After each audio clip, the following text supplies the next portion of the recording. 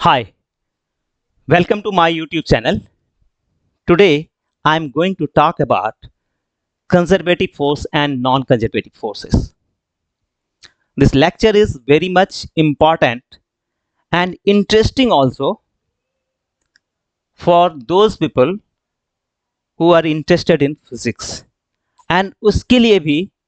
जो engineering and medical entrance exam का preparation कर रहे हो उसके लिए भी काफ़ी important है ये बहुत सारे सवाल इस पे होते हैं ठीक है So what is conservative force and what is non-conservative force? First, I will see the examples of conservative force. Usually, in day-to-day life, we face this kind of forces. You see here, gravitational force, electric force, magnetic force, elastic force, जो कि spring force भी हम लोग बोलते हैं. तो ये forces हम लोग day-to-day life में देखते रहते हैं. ये conservative force का example है. यूजुअली देखिए ये जो ऊपर के फोर्सेस हैं gravitational force electric force magnetic force ये फंक्शन ऑफ आर स्क्वायर इस तरह से होता है इनवर्स स्क्वायर लॉ फॉलो करता है ये और ऐसे ज़्यादातर फॉलो करने वाले फोर्सेस जो हैं वो क्या होता है कंजर्वेटिव फोर्स होता है मैं अभी डिस्कस करूंगा what is conservative force actually conserve word से ये बना है कंजर्वेटिव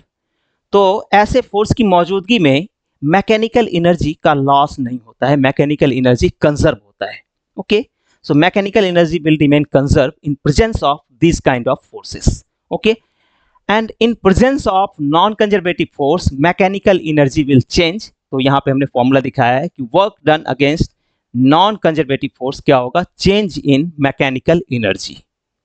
ओके तो मैकेनिकल एनर्जी यहाँ पे कंजर्व नहीं रहेगा ओके नाउ है क्या ये कंजर्वेटिव फोर्स होता क्या है तो ऐसे फोर्सेस जिसके अगेंस्ट या जिसके द्वारा वर्क डन पाथ पे डिपेंड नहीं करता हो the forces by which work done is independent of path is called conservative force होता क्या है ये पॉइंट फंक्शन होता है जैसे कि ग्रेविटेशनल पुल जो है ग्रेविटेशनल फोर्स जो है यहाँ बॉल के पास ग्रेविटेशनल एनर्जी कितनी है mg डेल्टा एच ग्राउंड से इसकी हाइट हमने डेल्टा एच ली है और ये कर्व पाथ जो कि फ्रिक्शनलेस नहीं है यहाँ फ्रिक्शन भी है तो ग्रेविटेशनल फोर्स के द्वारा वर्क डन कितना हो रहा है 50 जूल का हो रहा है यहाँ पे देखिए ये पाथ जो है शॉर्टर देन इससे है okay this curve path is longer than this inclined but height of ball from ground is similar in both cases just see here delta h okay so gravitational force के द्वारा conservative force के द्वारा work done जो होगा यहाँ भी 50 joule होगा हम लोग यहाँ दिखाते हैं कि work done by conservative force is equal to क्या होता है decrease in potential energy ये पॉइंट फंक्शन होता है जैसे यहाँ पे पोटेंशियल एनर्जी अगर मालूम हो और यहाँ पे पोटेंशियल एनर्जी मालूम हो तो दोनों को एक दूसरे से सब्सट्रैक्ट कर दो with negative sign final minus initial हम लोग डेल्टा का मतलब होता है डेल्टा यू का मतलब फाइनल माइनस इनिशियल और उसमें माइनस साइन लगाते हैं तो work done by conservative force निकल जाता है ठीक है यहाँ पे जैसे पोटेंशियल एनर्जी कुछ होगी और यहाँ पे हम लोग जीरो कंसीडर कर लिया तो इस तरह से 50 जूल आ रहा है अब देखिए नॉन कंजर्वेटिव फोर्स जो है उसके द्वारा वर्क डन क्या होगा तो पाथ पे डिपेंड करेगा just see here the work done against friction force is 20 joule in this case okay because this path is longer than this inclined here work done against friction force is 12 joule only okay why because this path is shorter than this path although ball is at same position on same height from ground फिर भी क्या हो रहा है work done against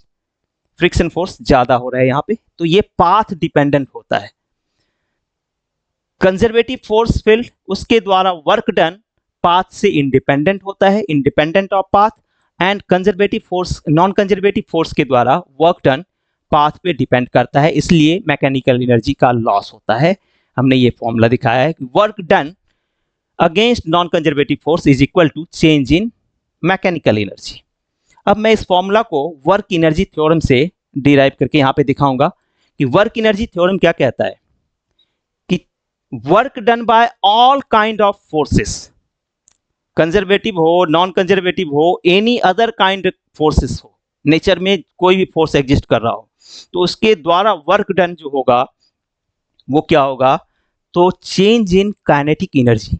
kinetic energy में change निकाल दीजिए तो वो हो जाएगा work done by all kind of forces. मैंने सिस्टम में यहां कंसीडर किया कि कंजर्वेटिव फोर्स है और नॉन कंजर्वेटिव फोर्स मौजूद है। Okay, work done by conservative force हमने अभी यहां पे बताया था कि डिक्रीज इन पोटेंशियल एनर्जी होता है, तो यहां पे डेल्टा यू में माइनस साइन के साथ हमने यहां लिख दिया, और work done by non conservative force यहाँ पे हमें निकालना है, उसको एज इट इज रखा। देखिए ये निगेटिव साइन है, इधर आएगा पॉजिटिव हो जाएगा, delta K plus delta you हो जाएगा। Work done by non conservative force क्या हो रहा है, इस टर्म को हमने लिखा delta K plus delta U is equal to delta E, change in mechanical energy, यहाँ काइनेटिक एनर्जी में चेंज और पोटेंशियल एनर्जी में चेंज मिलके क्या हो गया, मैकेनिकल एनर्जी में change. Okay, thank you to watch this video. I think video is useful for you। हमारे चैनल को प्लीज़ लाइक कीजिए, सब्सक्राइब कीजिए। लाइक करने में कोई पैसे का लॉस नहीं है, there is no financial loss for you, but in this way you can motivate me। Thank you।